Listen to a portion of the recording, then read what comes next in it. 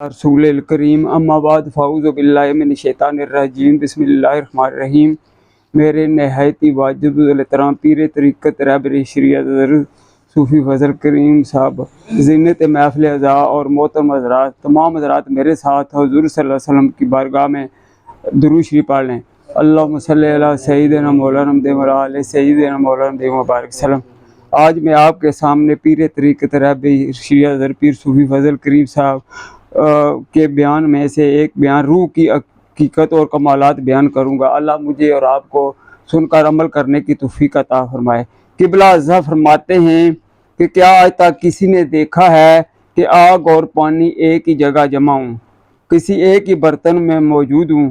کسی سائنسدان سے پوچھیں گے تو وہ بھی یہی کہے گا کہ آگ اور پانی ایک جگہ جمع نہیں رہ سکتے، لیکن آپ فرماتے ہیں کہ میں پورے اعتماد سے کہہ سکتا ہوں کہ میں نے بارہا دیکھا ہے کہ آگ اور پانی ایک جگہ پر موجود ہیں اور ایک دوسرے کے ساتھ کھیل رہے ہیں۔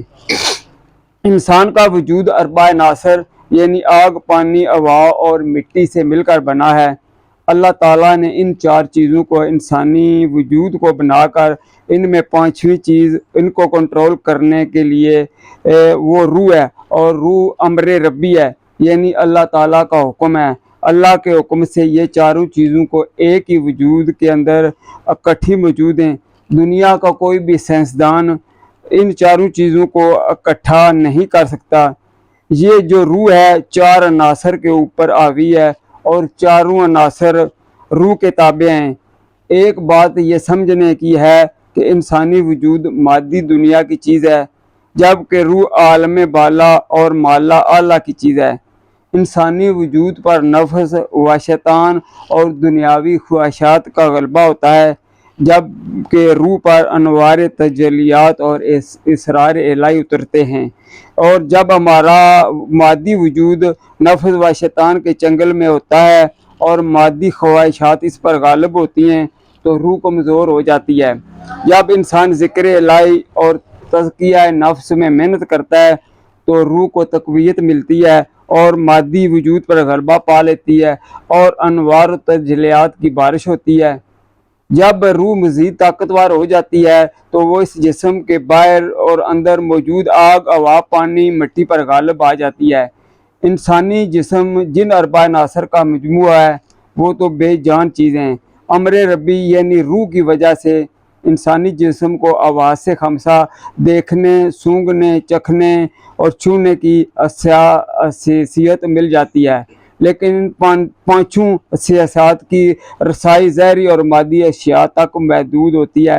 جب روح کا رشتہ رب ذوالجلال کے ساتھ مضبوط ہوتا ہے تو اللہ کی عطا سے ایک چھٹی اس بیدار ہو جاتی ہے اور اس کو ایک علم ہے جسے علم لدنی کہتے ہیں۔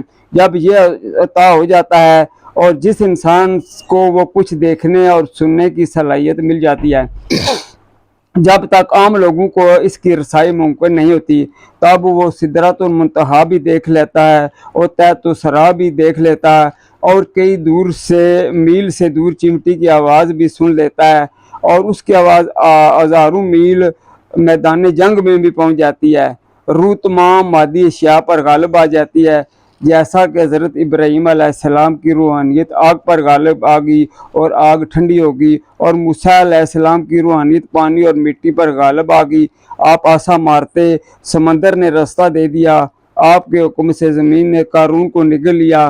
حضرت یونس علیہ السلام نے نہ صرف پانی کے اندر مچھلی کے پیٹ میں 40 دن تک زندہ رہے، آواز سلیمان علیہ السلام کے تابع فرمان تھی، آپ جہاں اس کو حکم دیتے وہ آپ کے تخت کو اڑا کر لے جاتی۔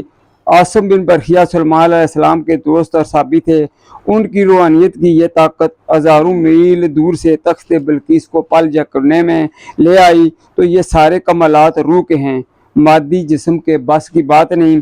اللہ ہمیں اس حقیقت تک پہنچنے اور اس کو پہچاننے کی طاقت اور اہلیت دے۔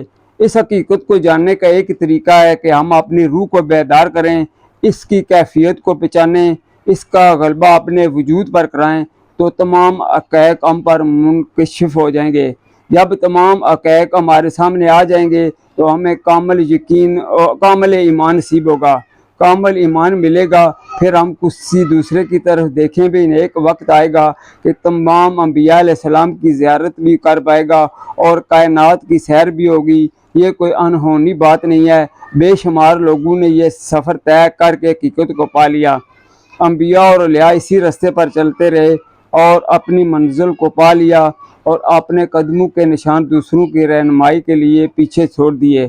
اگر اس راستے پر چلنا ہے تو ان کے قدموں پر چلنا ہوگا اور اسی کے ساتھ ہم اپنی منزل پر پہنچیں گے۔